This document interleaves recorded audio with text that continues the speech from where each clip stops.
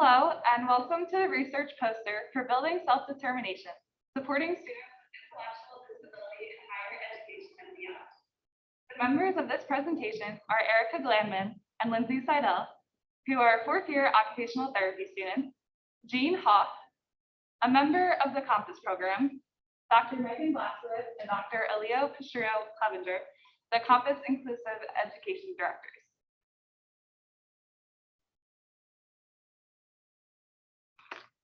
This is an ongoing research project for college students with intellectual and developmental disabilities, or IDD, focusing on their self-determination skills.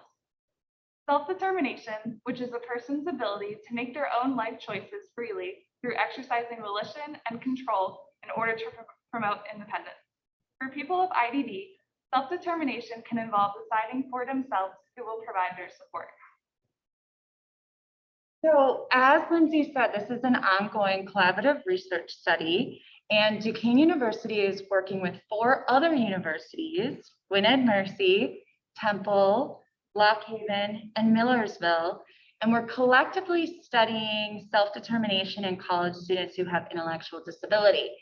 These 5 universities were actually funded through a United States Department of Education grant called the TIPSID grant. It stands for Transition and Post-Secondary Programs for Students with Intellectual Disability. And what we're trying to do is kind of understand exactly how students build self-determination on a college campus, and we want to track their self-determination over their entire time at college. So we did a baseline assessment using something called self-determination inventory, and that's what we're going to present to you today. But before we present results from that baseline, I wanted to turn it over to one of our students, Jean Hoff.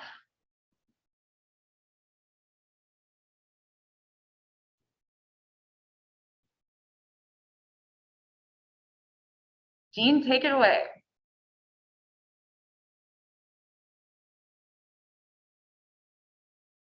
My name is Jean Hoff. It was my choice to move to college, far from home and making friends. Some of my new on-campus experiences are bedroom dance club, salsa dance, trying some new food on campus, at Incline, Chick-fil-A, Arby's, and at the food truck, shopping with friends, and having my own new personal style. Now I live on my own, and I have a roommate. And I am taking classes in media literacy in person at college, so that I can get a job in platform journalism when I graduate. Thank you, Jean. So this chart on our poster displays the results of the SDI assessment that was administered to our 4 COMPASS students. 3 have Down syndrome and 1 has autism spectrum disorder. And the students that we use the assessment with have an average of 3.5 semesters here on Duquesne's campus. The graph shows the scores for the 3 subcategories of the SDI, which are decide, act, and believe, with each score being out of a possible 100. Student A has been in our COMPASS program the longest, while student D is the newest student in our program. The literature around self-determination supports our findings that the SDI scores are very high as students begin their college career, then decrease the longer they are at college, but then will rise again towards the end of their college experience. However, a decrease in scores may correlate with an increase in their self-awareness and reflective ability. Thanks, Erica. So I think what we really wanted to highlight with this poster was that as students enter the program, they might rate their self-determination really high, but the longer that they have self-awareness and reflection about their self-determination, those scores might take a little dip, and then they might increase as we go through the remainder of their college education. So this is just the first time point that we've used the SDI to assess students with ID on our college campus. we'll see how the scores play out as they progress through their education.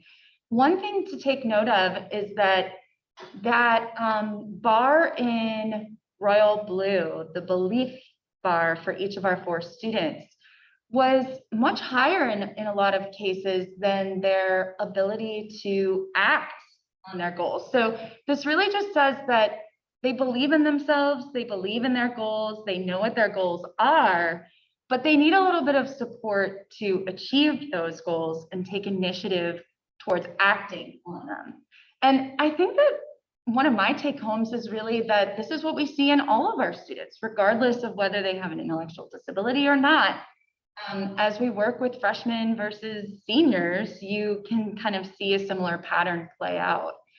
And so something that we've learned a lot over the course of doing this project is that self-determination is hard to measure. I mean, we've tried a number of assessments. We've also tried the AIR self-determination and the ARC self-determination scales, the Minnesota self-determination scale, and we're now using the SDI. But across all of those scales, it's still a really complex concept that's hard for students to grasp. Ways in which we can build self-determination are providing our students with choice throughout their life, through their day-to-day and related to their academic and career choices. Occupational therapists are really great at providing support to build self-determination. We, as part of the Compass program, provide a lot of peer mentorship, faculty and staff supports up front, and then gradually fading those supports over time and turning initiation over to students is a really great way to build self-determination. Giving our students the dignity of having high expectations of them in class and related to their career. So, you know, expecting them to show up for class on time and do their assignments on time, and kind of holding them to those expectations will help build their self-determination. And then just providing new experiences related to academics, social inclusion, participation, and internship and career opportunities will all help build their self-determination, as Jean highlighted. So our biggest take-home message from our research that we want to leave you with is that building self-determination in college students who have IDD will increase their opportunities for education, social participation, and competitive employment. Thank you so much for listening to our presentation. Thank you.